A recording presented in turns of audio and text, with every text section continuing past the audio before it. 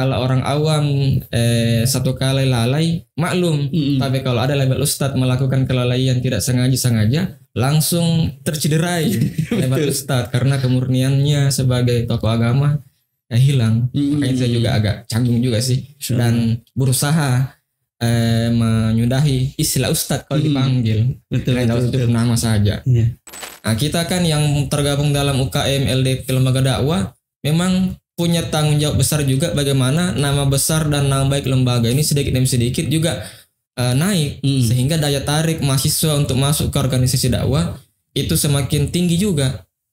Dan tugas kita sebagai aktivis dakwah kan supaya mampu memberikan citra yang baik bahwa ketika berkecimpung dalam organisasi dakwah tidak melulu bahwa dia harus ustadz, harus ustazah.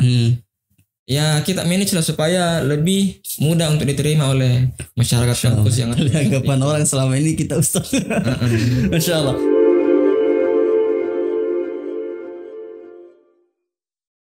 Assalamualaikum warahmatullahi wabarakatuh. Alhamdulillahirabbil alamin wassalatu wassalamu ala Rasulillah mabad. Alhamdulillah, bersyukur atas kehadirat Allah Subhanahu wa taala yang telah melimpahkan rahmat serta hidayahnya kepada kita semua. Sehingga alhamdulillah pagi ini kita kembali berjumpa dalam ruang inspirasi untuk kita semua. Kemudian salat salam kita aturkan kepada junjungan kita Nabi Muhammad sallallahu alaihi wasallam beserta para keluarganya, para sahabatnya dan orang-orang yang meneruskan risalah ini dibawa oleh beliau. Sahabat inspirasi, alhamdulillah hari ini setelah sekian lama baru lagi berjumpa dengan saya secara offline di studio yang sangat sederhana ini dan online melalui channel YouTube sahabat sekalian. Dan hari ini ya saya kedatangan tamu spesial, kakak, bisa dipanggil kakak, sahabat, teman. Kalau ayah kayaknya terlalu tua. Alhamdulillah kita kedatangan Kak Faisal Fatori. Assalamualaikum Kak. Waalaikumsalam. Masya Allah, bagaimana kabar? Alhamdulillah sehat. Alhamdulillah. Jangan kita terlalu tegang. baru. Masya Allah ya. Baru bidang podcast. Ya, Kak Faisal. Ya. Kayaknya ada beberapa hal yang ingin saya tahu tentang Kak Faisal ini. Ya. Tapi sebelum kita bahas lebih jauh tentang Kak Faisal, saya mau ada sesi perkenalan dulu ya. Siapa ini sebenarnya sosok Faisal? Masya Allah ya. Bisa diperkenalkan dulu nama, di mana tempat lahir dan lain-lain. Mungkin terkait perkenalan singkat, nama Muhammad Faisal Fatori, lahir di Makassar 27 Februari 1998. Domisili sementara sekarang di Makassar dan aktivitas sehari-hari tentu masih mengabdikan diri di organisasi dakwah dan di saat yang sama juga mencoba mencari pengalaman di dunia entrepreneur, belajar sedikit-sedikit. Insyaallah. Iya. Saya kira di Mamuju loh, ternyata di Makassar dia lahir. Di Makassar lahir, cuma karena orang tua sering merantau, jadi saya ikut. Jadi pada saat usia 5 tahun tamat TK, bapak pindah ke Kalimantan, saya ikut sampai kurang lebih 9 tahun. Tamat SMP pindah ke Mamuju, penaikan kelas SMA, karena orang tua juga sudah pensiun pindah ke Mamuju, dan setelah tamat SMA merantau lagi di Makassar untuk melanjutkan studi di Universitas Muslim Indonesia. Insyaallah. Ya. Berarti tidak diragukan lagi Makassar. Jadi kalau Makassar itu terkenal sekali dengan orang-orang yang suka merantau, apalagi Bugis. Betul. Jalan histori memang ya. Insyaallah. Kapal Pilisi sebagai simbol. Insyaallah. Iya. Ya, Kak Faisal. Ya. Banyak yang dengar nama Kak Faisal ini lewat dakwah. Ya, Masya Allah. Saya pengen tahu sedikit story tentang dakwah. Kenapa harus dakwah? Kenapa bukan yang lain? Kenapa harus dakwah? Ya, jadi mungkin keterlibatan saya dalam dakwah itu tidak bisa dilepaskan dari peran lembaga dakwah itu sendiri, khususnya ketika saya studi di UMI. Alhamdulillah syukur, satu kesyukuran bagi saya karena pada saat saya studi di UMI itu di awal-awal saya masuk di semester awal memang saya terkesan agak hedon lah ceritanya, nggak nakal-nakal juga sih. Artinya keseharian hanya dihabiskan dengan hal-hal yang ya mengikut aktivitas teman-teman saja. Iya, Di mana teman mengajak saya ke situ, di mana teman ajak janjian saya juga ke sana. Tapi seiring bergantinya hari masuk di semester kedua, beberapa teman di fakultas itu mengajak gabung di salah satu organisasi dakwah yang ada di UMI, yakni organisasi Lembaga Dakwah Kampus Ashabul Kahfi. Dari diperkenalkannya organisasi ini ke saya sehingga mendatangkan rasa penasaran. Kira-kira bagaimana sih mengabdikan diri di organisasi dakwah yang selama ini saya lihat aktif di masjid, melingkar-melingkar, buat kegiatan syiar dan sebagainya. Tapi selama ini belum pernah ya masuk di lembaga dakwah ya? Enggak pernah. Di SMA juga terkesan pasif, ikut di organisasi kayak Pramuka, Saka Bayangkara, sekedar ikut-ikut saja meramaikan. Setelah itu aktif lagi. Iya, insyaallah. Dan bagaimana kesan pertamanya ketika masuk di lembaga dakwah? Kesan pertama, alhamdulillah satu kesyukuran karena dari sisi pribadi ada perubahan. Setidak-tidaknya sudah mampu mengurangi aktivitas yang kurang berfaedah. Iya. Setidak-tidaknya yang dahulunya dihabiskan dengan pergi main game atau ada ajakan teman pergi nonton dan lain sebagainya, itu bisa saya ganti dengan agenda-agenda untuk menghadiri majelis-majelis taklim yang ada di Makassar. Apatah lagi kita yang di Makassar ini disuguhkan banyak majelis taklim setiap malamnya. Makanya di situ dalam setiap pekan saya silih berganti hadir di kajian kitab, kajian tematik, kajian-kajian kontemporer dan lain sebagainya. Nah, sehingga sedikit demi sedikit merubah paradigma saya terhadap kehidupan yang awalnya hanya orientasinya hanya pribadi, lama-kelamaan sudah mau melibatkan orientasi yang asasnya kebermanfaatan untuk orang banyak. Nah, Masya Allah. Berarti perjalanannya tidak terlalu singkat juga, agak panjang. Cukup panjang. Dibandingkan teman-teman kita yang memang ada background dakwahnya. Misalnya betul. Kayak memang di SMA dia sudah pesantren. Ya, ikut rohis. Iya. Itu kan sudah tidak heran lagi kalau mereka masuk masuk lembaga dakwah kalau di kampus. Yang bikin heran itu tiba-tiba Faisal dipanggil Ustadz. Ya, itu juga saya kadang agak canggung. Iya, betul. Menghindari istilah Ustadz karena beban moralnya besar. Kalau orang awam satu kali lalai maklum, tapi kalau ada label Ustadz melakukan kelalaian tidak sengaja langsung tercederai label Ustadz karena kemurniannya sebagai tokoh agama hilang. Makanya saya juga agak canggung juga sih dan berusaha menyudahi istilah Ustadz kalau dipanggil. Betul. Cukup nama saja. Berarti kita senasib ya. Iya. Yang sebenarnya di semester 1 awal memang kita agak pelin-pelan lah. Kalau bahasa zaman sekarang pencarian jati diri. Di mana ada yang seru dirasa, ya di situ tempat kita berpijak. Betul. Ya, Masya Allah. Berarti ya betul kita senasib. Masya Allah. Mengikuti arahan senior dan teman-teman yang lain. Betul. Ya, Masya Allah. Tapi selama ini Kak Faisal, selama bergabung di lembaga dakwah, apa yang membedakan di lembaga yang lain? Kalau memang betul-betul mengabdikan diri di situ, nah, otomatis kita tahu betul dong tentang dakwah. Iya. Pada hakikatnya kan kita ketika melanjutkan studi di kampus itu mesti memanfaatkan betul waktu yang kita habiskan di sana.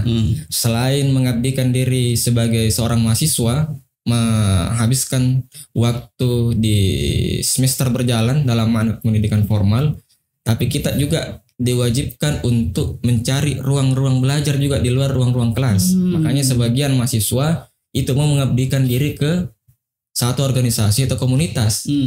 Dan model-model organisasi itu kan itu banyak. Ada yang basisnya UKM, intrakampus, member basis akademik dan sesuai dengan jurusan. Ada yang memang basisnya dakwah.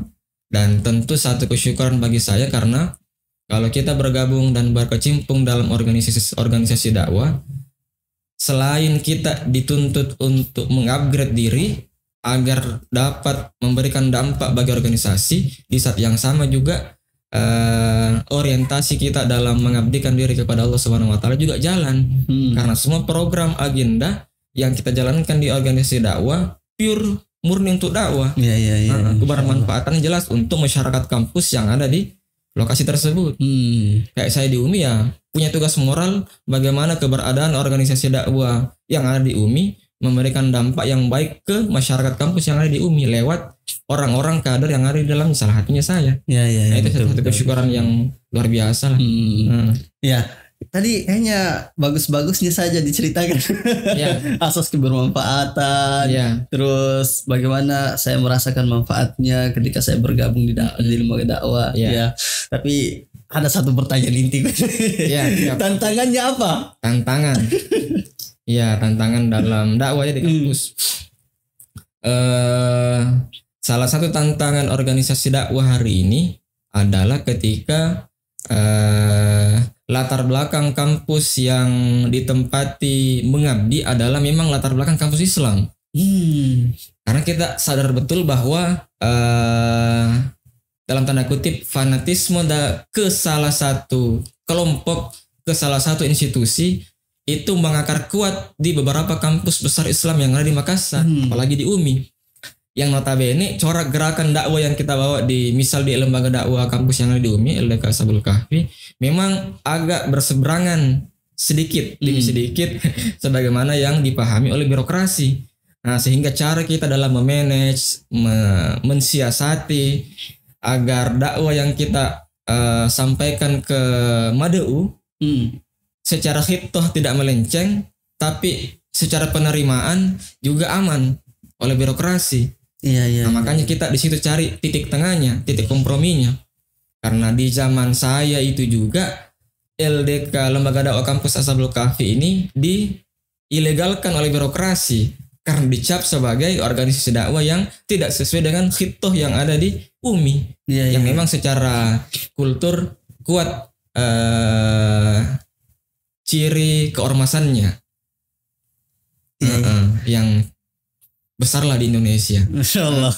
Ya. Berarti tantangannya ada di birokrasi ya? Tantangan ada di birokrasi. Kalau di mahasiswa sendiri bagaimana? Mahasiswa itu sendiri kalau di zaman saya mungkin lebih kepada persaingan saja dengan organisasi-organisasi yang punya latar belakang pergerakan yang agak berbeda dengan kita.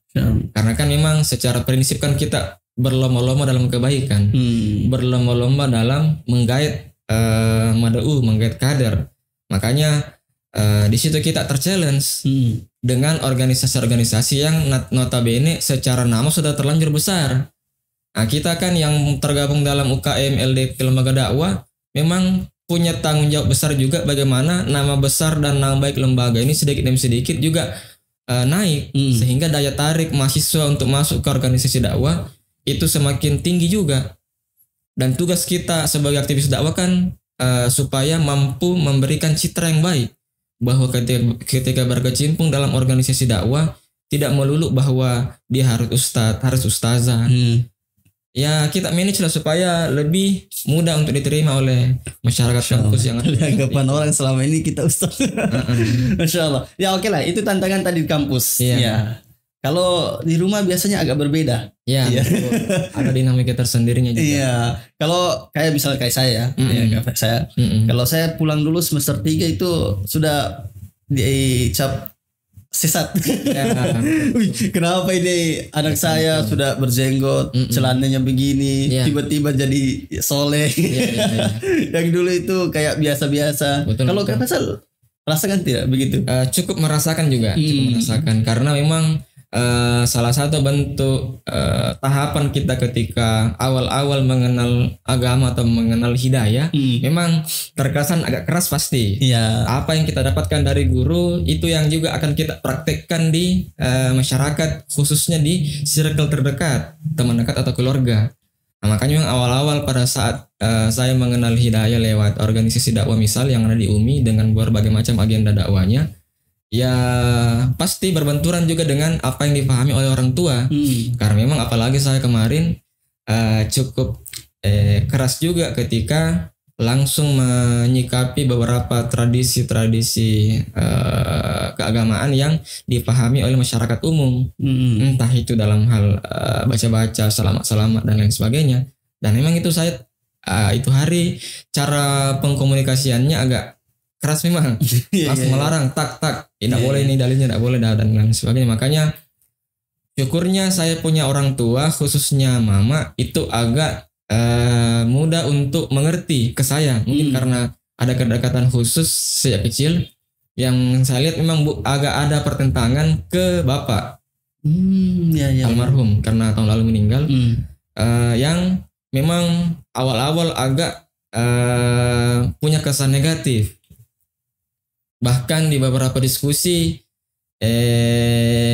beliau bilang, keluar saja dari negara kalau kau tidak mau terima apa yang dipahami oleh negara hari ini. Karena sedikit dan banyaknya kemarin bersinggungan juga dengan hal-hal yang berbau kebangsaan.